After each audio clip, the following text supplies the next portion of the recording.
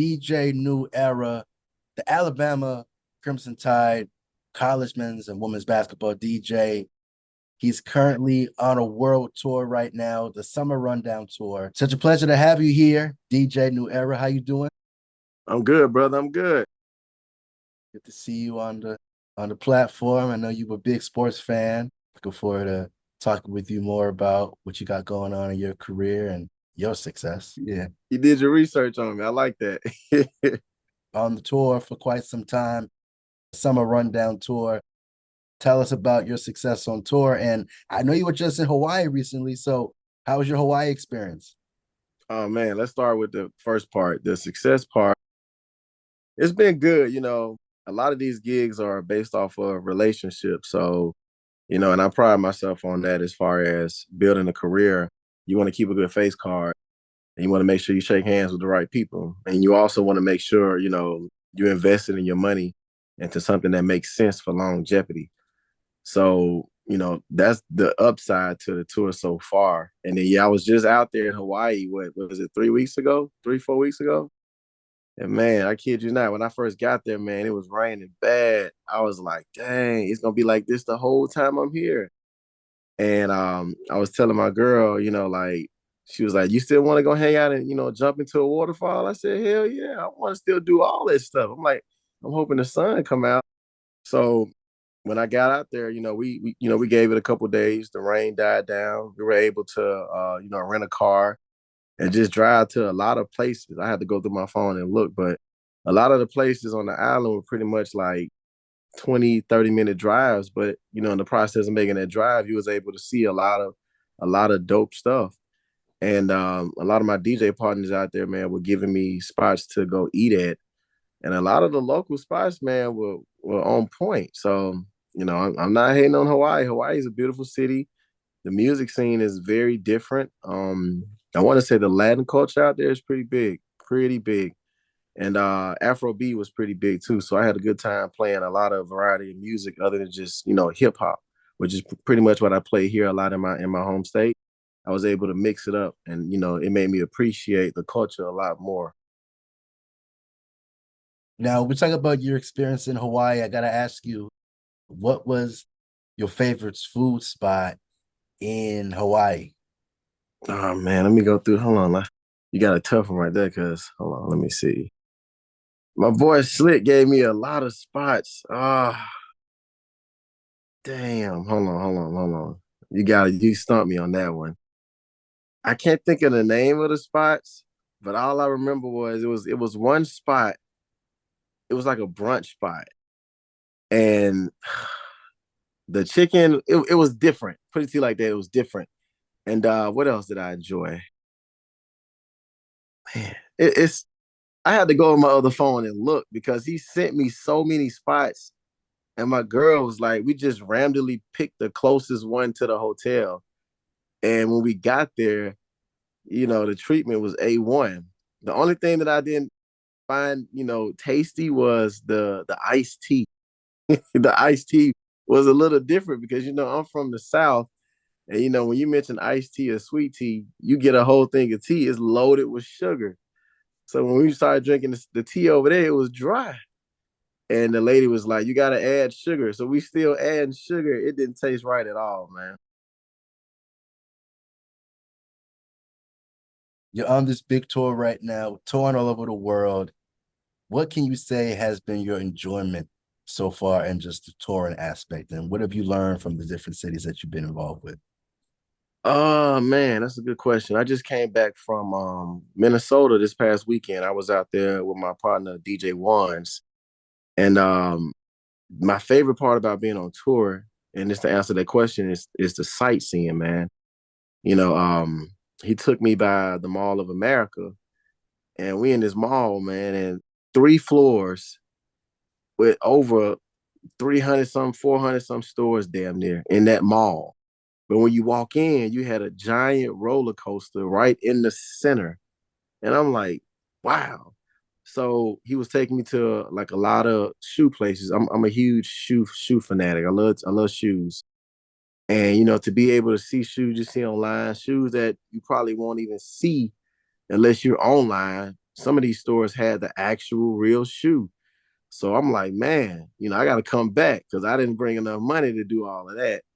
But Minnesota so far has been the most, you know, catching as far as being able to go to the area where George Floyd was killed. I had a friend take me over there, and just being over there seeing that stuff, I'm like, man, the way that it looked, the Black Lives Matter movement. They took me by the police station that was burned down, and I had a chance to see the University of Minnesota. I had a high school buddy of mine who played football there for 2 years, graduated from that college. So to be able to see things you see on TV and you're like right in the heart of it, it's like, wow. So that's why I always say I want to travel more, because when I'm able to travel, it's a breath of fresh air, and I'm able to learn, like I said, new music. And when I come back here, it's like I bring what I learned here from there back here, and I'm able to grow my brand even more and stand out more as a DJ. When we talk about, just your success in DJing, you've been DJing for over 16 years now.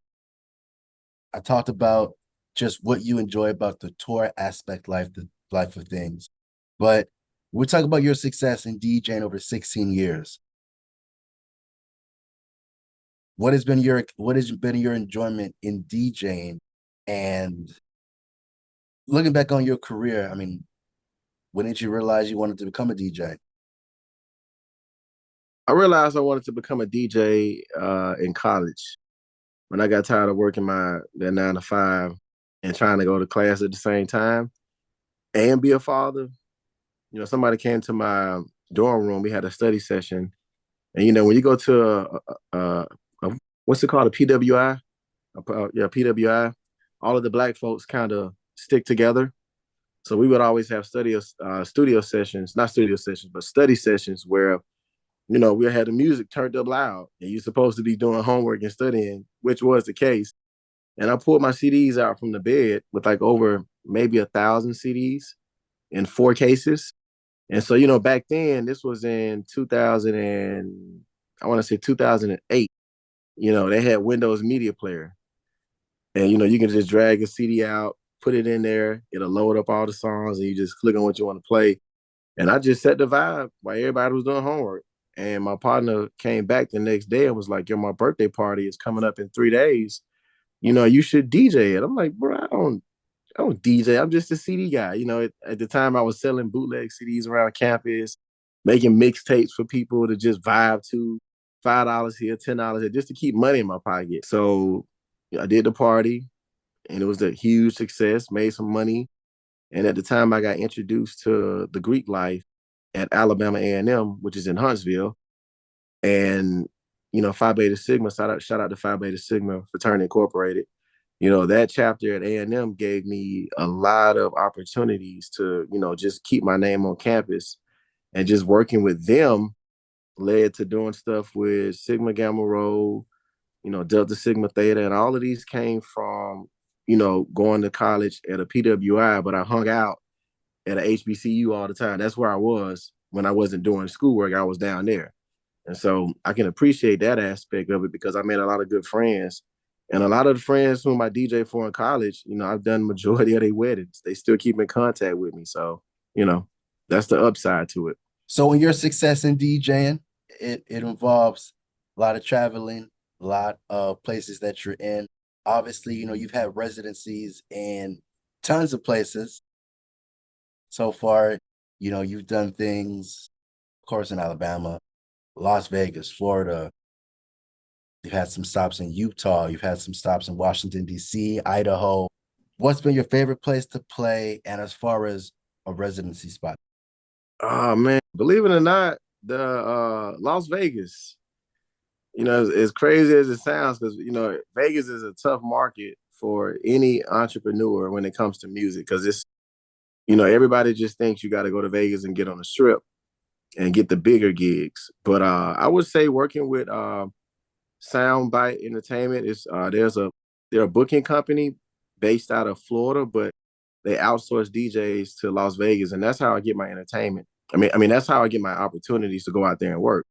So going out there, they plugged me with a lot of the casinos, and I want to say, man, Planet Hollywood, yo, the pool parties are insane. You know, you go up to the rooftop, you got this pool that's the size of a football field, and the DJ is sitting pretty much at the field goal line, and you're overlooking their entire pool, and you got this huge sound system just bumping. And the upside to that is, you know, you got people coming from all over the world, and they're coming up to you asking you for your Instagram, and you're able to build relationships that way. So I feel like Vegas would have to be at the top because it's a huge attraction. Um, my second favorite one, ooh, that's a tough one, man, because I've done so many places. Something that's reoccurring that I always go back to, Chicago. Chicago, yo. If you go to Chicago, you got to go to it's a spot called Sound Bar. That spot in Chicago is very trendy. It's a lot of EDM fist pump music, and you get to play for a lot of the locals and a lot of the college kids. And I'm going back there at the end of July, so I'm looking forward to that one. Definitely got to keep those places in mind, especially when you're traveling. So, Yeah, you got to. You got to. in regards to DJing, in your opinion, do you feel any club experience is shaped by cultural differences? Yeah, I went to Italy a month and a half ago, and you know, I didn't see many black people in Italy at all. And if you were black, you were from what's I don't want to sound ignorant, but you were from like Africa or something like that. You weren't from the States. And if you were from the States, you were in the military.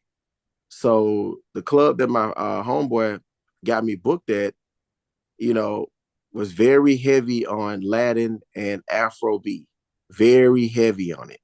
Hip hop was kind of like third, fourth nature when it comes to music over that way.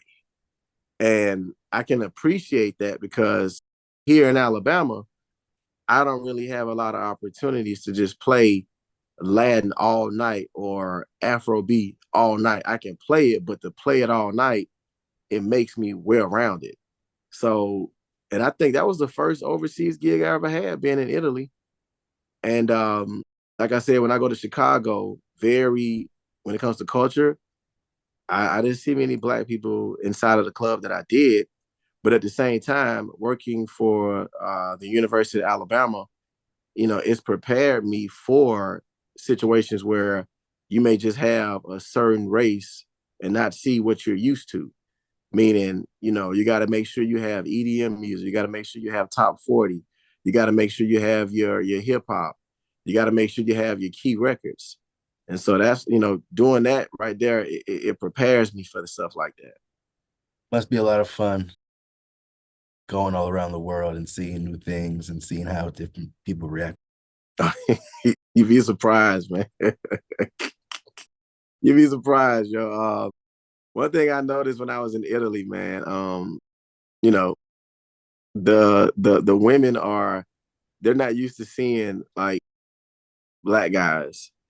So when you're a new face, you know, they walk up to you, rub your beard, and I'm like, what kind of stuff is this? You know, it's different. You know, and I can appreciate, you know, the compliments, but like I tell anybody, I'm committed to my relationship. I'm faithful, very faithful.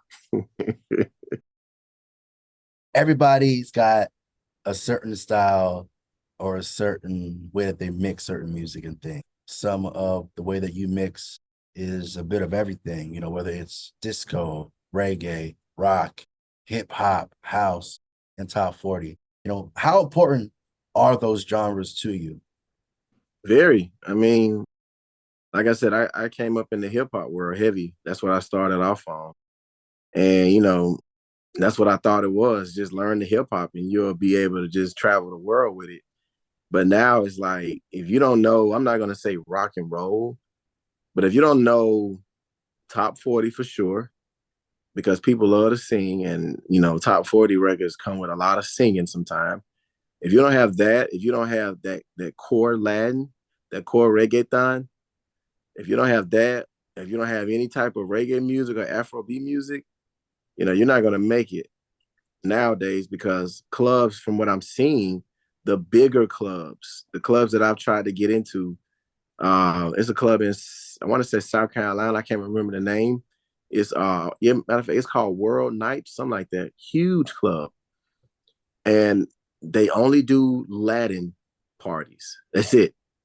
And I reached out to a booking guy, and he was like, "Oh yeah, I would love to have you, but our nights are geared more towards Latin music. Can you play that?" And I'm like, I can play it, but I also feel like I want to be able to bring something different other than just Latin to your nights.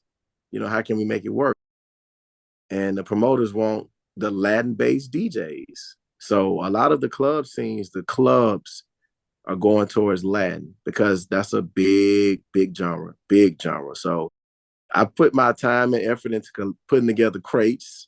I literally just downloaded a crate before we did this interview of like old school reggaeton with over like 200 some songs. And I don't speak the language. I don't know what the hell they saying, but all I know is when I see women dancing, I'm playing something right. That's all. That's what I be saying to myself. Now, when it comes to just the way that the music scene is evolving and just the way certain changes are, you just mentioned about some of the adversities or some of the challenges that you've gone through. What's been the biggest challenge, I guess, being a DJ? The biggest challenge is oh man, that's a good question. There's so many of them. I pick my top one that I always face. Uh Not thinking a black DJ can play certain music. A lot of promoters, when they find out, and if I'm wrong, let me be wrong, but I've run into a lot of people that, oh, he's a black guy, he may not know how to do this, or he only plays hip hop. I've had a club here, give me the runaround for almost a year now about a booking opportunity. And he was like, I need you to make a house music mix, an hour mix, send it to me, and I'll review it and I'll let you know. Made the mix. It maybe took 6 hours to do a 1 hour mix because I wanted to make sure everything was flawless, from blends, the song selection, the quality of the mix.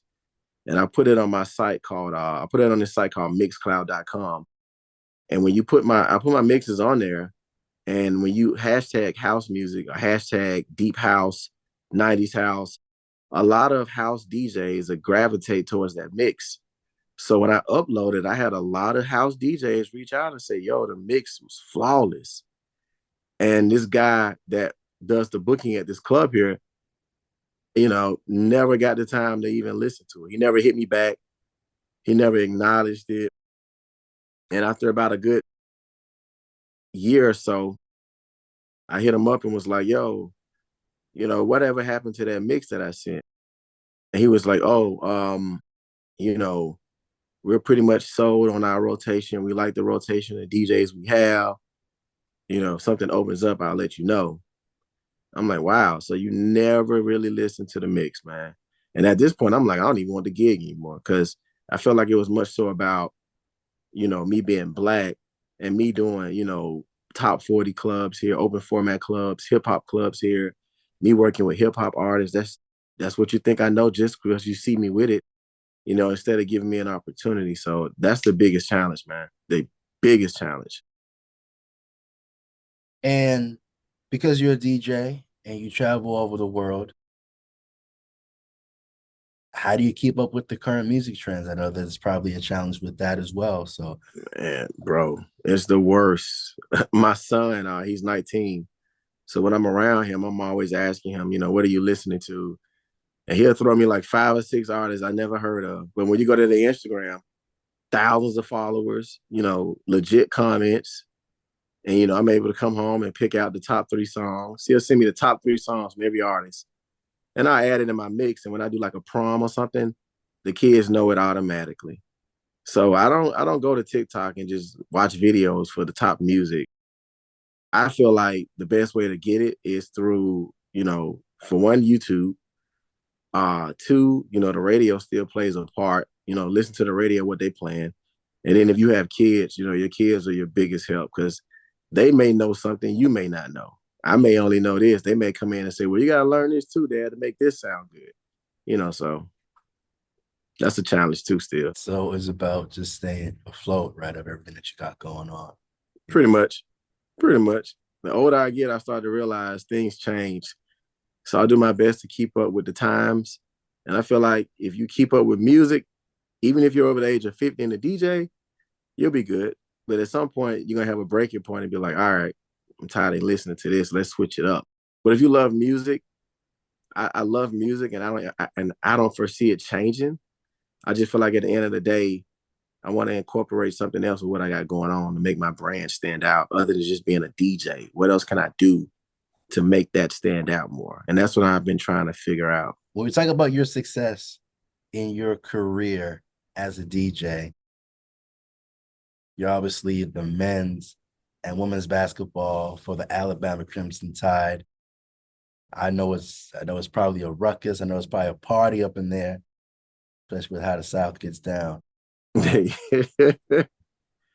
I first started, I'm not gonna lie, I sucked at it because something that big, you get nervous, so you don't know what to expect. So one thing that did help me out was I told them to put me in the student section. And when you're in the student section, the students are giving you music. They're constantly saying, yo, add this, add that. And that's what's making me better at it. And you get to feed off their energy because if you got a packed game, sold out house, you got hundreds of kids behind you, thousands screaming, and you're able to say, all right, I can play this record. Now this is a time to drop this record. And another thing that I use, I feed off the basketball players because when they warm up, I'm there. Let's say a game may start at, I would say 6:30. I have to be there at 3. I'm playing from 3:30 all the way till 9 o'clock. So that warm-up time, whatever you play while they're warming up, that's what's getting them in the mode because some players don't even use headphones anymore. When they find out it's a DJ, I want to hear what the DJ got to play. And I believe, that right there is one key. Presentation. What you wear is something that I actually like to, engage with when it comes down to my performance. When I go do those games, I don't wear anything other than Alabama gear because you want to be in sync with whatever the school has going on. And I believe when they put that camera on you and they see you wearing an Alabama jersey, oh man, the DJ, he with it today. Let's go. And you playing the right records, boom. So anytime they introduce me as the DJ for the game, I get like a 15 seconds to just scratch, cut, bring back records, or I come from behind the booth and just, start throwing my hands in the air, So it's based off of, Auburn is the rival. So when we play Auburn, that's when I really play like a lot of music, a lot of different music because you have a lot of people in the building, legends. You have a lot of, sports commentators in the building. I think last year we had Jason Williams in the building. And I was like, wow, I used to watch this guy when he played for Chicago Bulls, when he played at Duke. And here he is right here, literally sitting like 5 or 6 chairs from the DJ booth. So, being down there, and I think this is going on my 4th season, and I've created a good card with the school, and I show up on time. That's another way, I engage. I show up on time. I get on conference calls with staff. We go over music ideas. I tell them what we need more of to make it more interesting. And sometimes they listen. Sometimes they just say, we'll work on it, But push come to shove, I consider myself more of family now than just a DJ. Like, okay, that's family. He's our DJ, but that's like family with UA. So in the long run, I would love for God to make that my, like my actual bread and butter. Like, all right, I'm here, football season, basketball season, I'm doing gymnastics. I don't have to go to the club every Saturday now because I'm doing this and I'm building with the school. The school is taking me on the road. I would love for that to happen, man. That's how hard I go with the school. I gotta ask you, since you are with the college men's and women's basketball for the University of Alabama, what's your thoughts on just the team?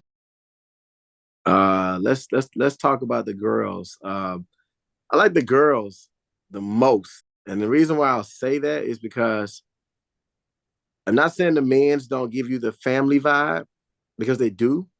But when you see the girls and them play, you could tell they're actually like in sync with one another. Like I can probably go up to one of the girls and say, "Hey, you know her middle name?" She'll probably be able to tell you, yeah. That's how in sync they are with each other. And when you're there, women's basketball is growing. You saw what Angel Reese did and Caitlin did. It's growing now. So our attendance has went up.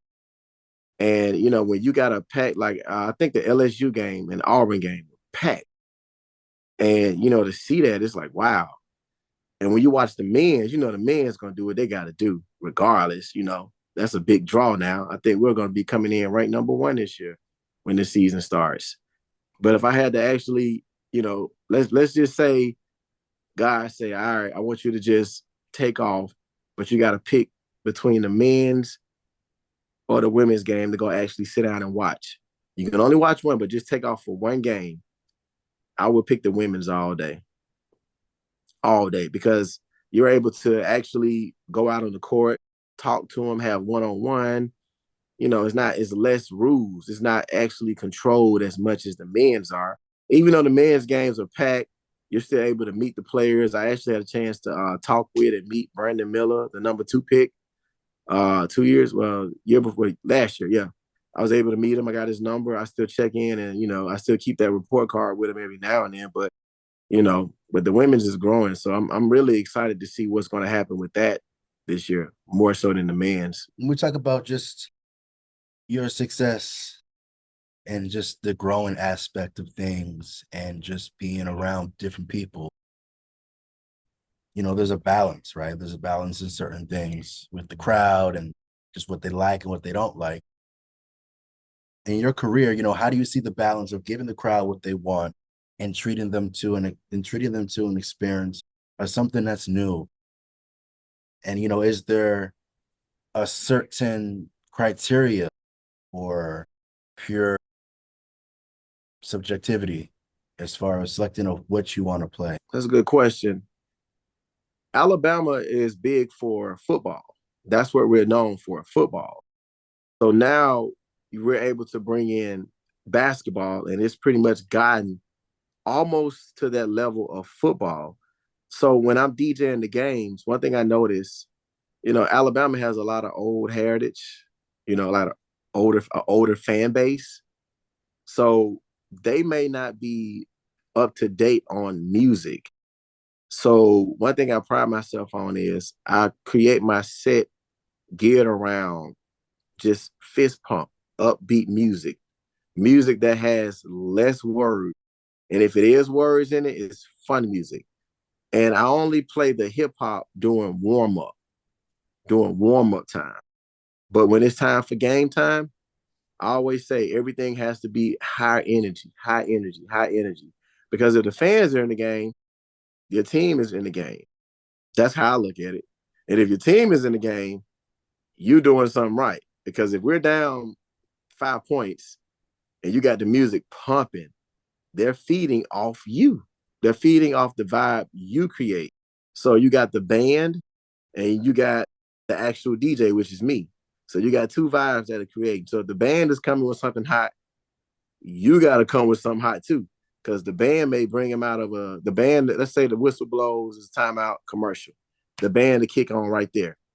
And then what people don't see behind closed doors, after that band is over with, you have an MC, and let's say they do like a 3-point shootout contest, whoop-de-woo. You finish that up, and then that is all up to you. You're controlling that whole stadium for the next 5 or 6 minutes. So the cheerleaders, the dance girls, everybody's feeding off your energies. So if you come out of that timeout with something hype, the basketball team ready to go. They ready to go. So my set list, and I pride myself on that, is all EDM fist pump music, literally. Gonna keep in mind. Oh yeah, look, if you ever watch a game when the season starts, look for me in the corner with a white DJ booth. Like, oh, that's New Era over there. And if you come out from a timeout, you hear a fist pump music. Remember what I said?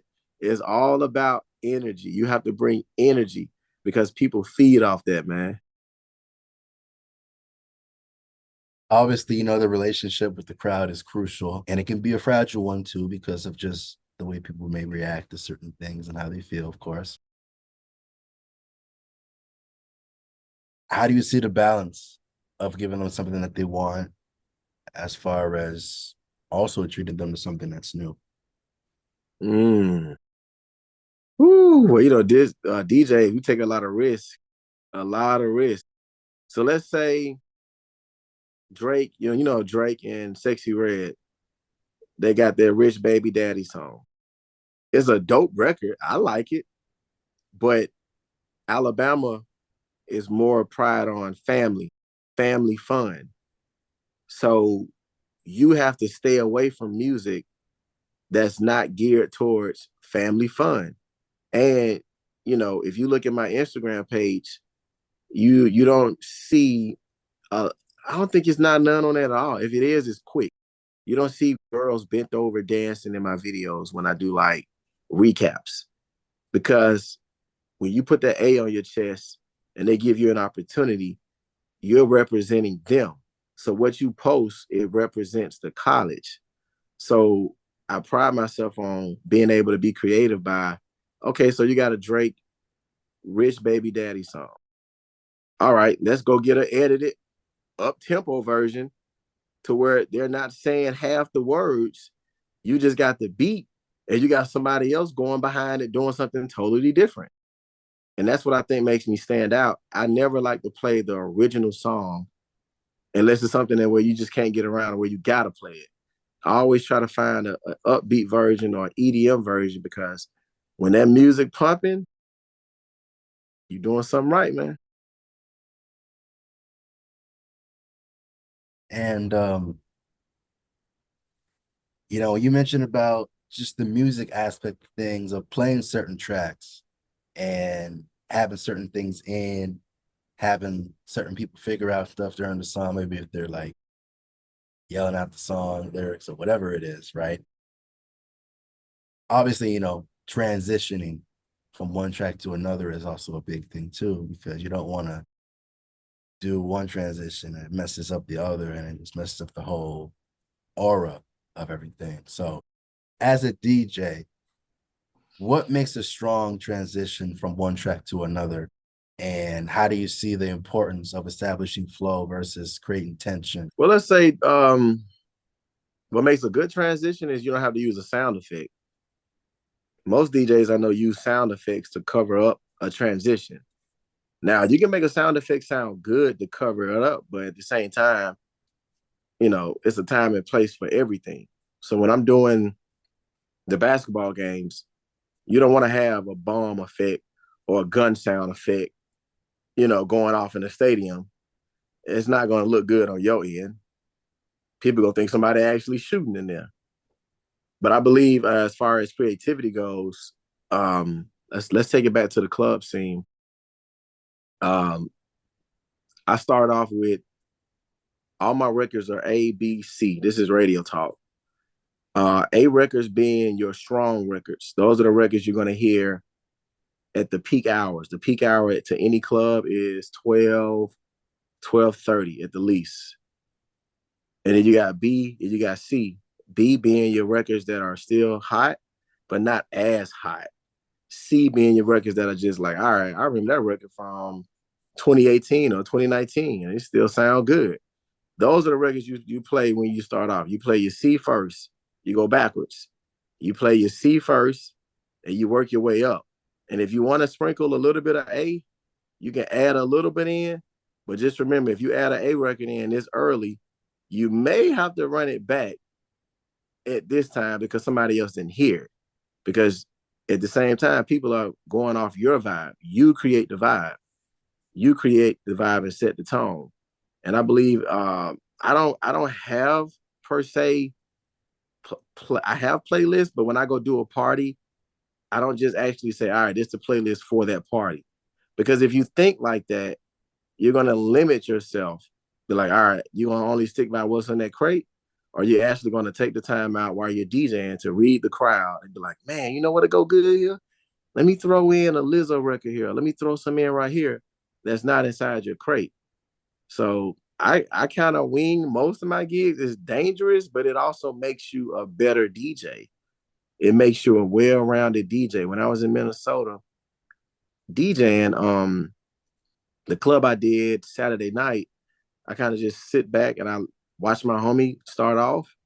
And when I got up there around 11:45, 12-ish, you would have thought I was DJing in New York City.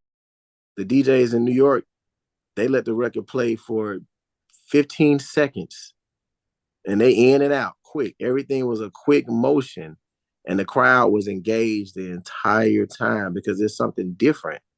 They book you based off, okay, why should we book you? Because I don't DJ like that person. I DJ this way. I come in with my own camera person. I come in and have everything ready to go. All I need is a section.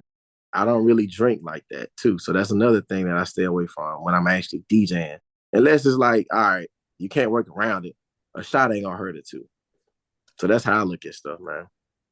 And in your success of DJing, or your knowledge and all of the things that you've been able to do in your career, is there anything that you wish you would have known when you first started out in your career?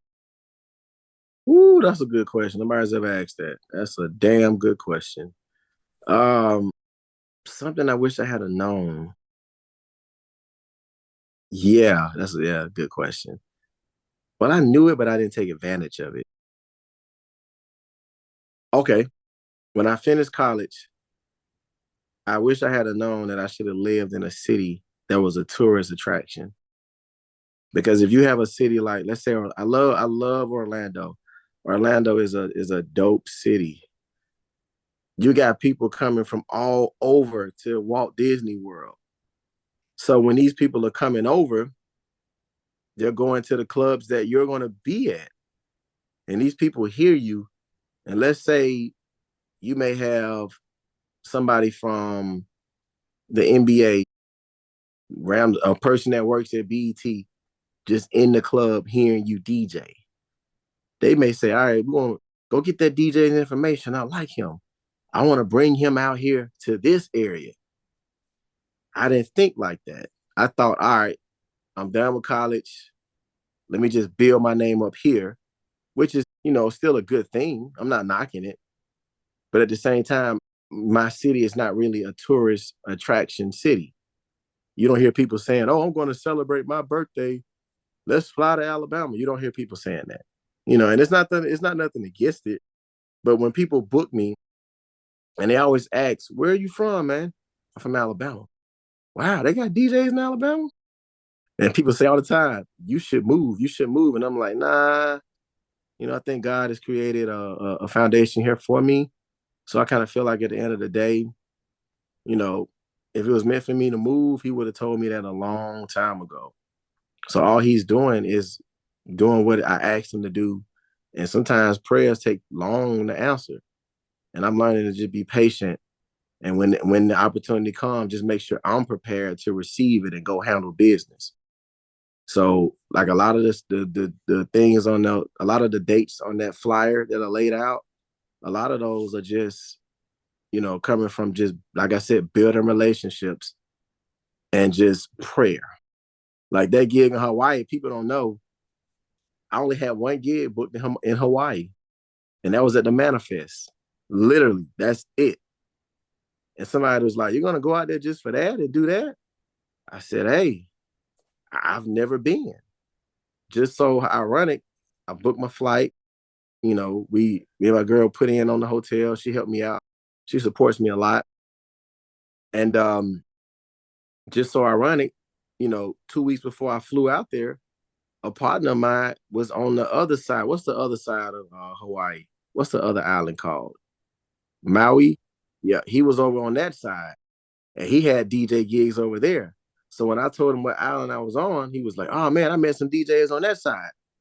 He literally put me in a group chat with, man, like 8 DJs, like instantly, and every DJ replied, and every DJ was scrambling trying to find me other opportunities. And luckily, 2 opportunities came in for me to go DJ 3 other parties. So, you know, that was a damn good blessing off of just one gig. And shout out to the Manifest, because they didn't have to give me that opportunity. They didn't, and I'm forever grateful for that. Now you're from Alabama, Huntsville, Alabama, if I'm not mistaken, right? I went to college in Huntsville, but I'm from Birmingham. Okay. So you're from Alabama. I definitely got to ask you, what's it like growing up in Alabama? If you had to recommend a certain spot or a certain place that you had to take. A certain spot to stay in or just come visit? Anything. Could be food places, anything that you could think of. Let's see. Growing up here, it was, what's what I was looking for? Challenging. Because, the older I got, the more I started to realize we are behind on a lot of stuff. So a lot of the promoters bring a lot of the same artists to the city. They always circulate the same artists. So when you had Drake book a show here, Nicki Minaj, you're like, oh, snap. People are finally starting to know Alabama is a lot of money to be made, and you can grow your brand or whatever you have going on here. Spots that I would recommend to check out if you ever come, you got to check out this area called Uptown. Got to check this area out. What else? Man, you got to go to Railroad Park, Historic Park, and you got to drive to Tuscaloosa. It's only a 30-minute drive if you depend on how you drive, because you got to go see the college. There's a lot of history on that college. I think one of the dopest things about UA, when you go to the football field, when you're walking to the stadium, you got statues of every head coach, the year, how many titles, and it's like a row just lined up. So if you come to Birmingham, you might as well go to Tuscaloosa and see that. What else? Yeah, you got to come hang out with me. Be where I'm at. Come to the spots that I'm working in, because any party that I do, I always try to pride myself on doing something different, something that no DJ is actually doing here. And I think the one thing that makes me stand out is, when I DJ now, when I found out the club has a screen that has your name running through it. I got a little cartoon figure made, like an actual cartoon face of me made, and it's just doing all kinds of crazy stuff. My Instagram is flashing. So when you get there, not only are you going to be able to get the music experience, but you'll also be able to not come up on stage and bother me, because if you want to put a request in, my Instagram is right there. And I have 2 phones, my phone here and an actual DJ phone. And I'm connected to Instagram when I'm DJing. So if you just write me, hey, play this, boom, there you go. I don't mind taking requests, because your request just makes me better, depending on if I know what it is. When you talk about DJing, big shout out to some of the other places that you were able to, perform at in Hawaii, on Oahu. Shout out to Boda Cafe, Los Cientos Entertainment, and Oh, yeah. Club Nextdoor. They're up next door. Yo, dope spot. Dope spot. It's a spot right next door to it that played house music the entire night. I forgot the name of the club, but it was legit. When you walk in, I thought I was in a movie, because you got people I've never seen people dance to house music in person. I've only seen it on like movies. So when you walk in there, you got this stage, you got all these DJs were on stage just hanging out. And different DJs were getting up every 30 minutes doing a house set. And I'm sitting back like, we don't do this at home where I'm from. We don't. Everybody's so in competition with one another. But there, it was like you felt like the DJs were brothers and sisters. It was like unity. You felt like, all right, I'm making money, you making money, you do an hour, I do an hour, and let's keep it going all the way to 3 at night. And it was a packed night. I'm like, wow, dope stuff. Yeah, Chinatown in Hawaii, from growing up here in Hawaii myself, it's different. It has a unique experience every time you go into Chinatown. There's always something going on. It's different. Yeah, Chinatown. I'm coming back. I'm coming back soon. Now, if it wasn't for DJing in your career, what do you think your career would have been? I mean, would you have any other career goals in mind besides wanting to become a DJ when you were growing up? um, I wanted to be a cop at one point, police officer. I thought about at one point being a firefighter. I got my degree in management information systems with a minor in marketing. So the radio thing, I was on radio here with iHeart, and God took that away because it wasn't a good situation. But I was on radio for like, man, I was a mix show DJ for two different companies. Summit Media, which is here. I did Summit Media for 4 years. I quit that because another opportunity came for me to learn how to work a radio board. So it just wasn't sitting at home making a mix, sending it to the station, and they just playing it. I was able to do my own show and learn how to work imaging, how to do a lot of stuff. But that was with a station that was privately owned. So when the funding stopped, everybody lost their jobs. And then iHeart came about 6 months later and gave me a chance to be back on air as a mix show DJ. And I did that for about 2 months. And then they gave me a chance to do Saturdays from, what was it, 4 till 7, I think, 4 to 8, something like that. And I was doing like everything was customs. You just pre-recorded and go home. It was never a live show. But doing that, it gave me a chance to create my own YouTube channel, which is what I still have, but I kind of put it on the backside because I used to do the co-host for a morning show, and they wanted me to focus more on that and grow that. But like I tell anybody, some advice to anybody: never put your eggs all in one basket. Never do that. If you have something that's yours that you created, even if they say stop it, because when that company is done with you, it may take 20 years for them to fire you. When they done, you still got what you created sitting right here, still generating revenue. Because when I was doing my thing on New Era TV, I interviewed Diamond from Crime Mob, Tamar Braxton. I interviewed Rhapsody, who's a Grammy nominated artist. He just dropped an album.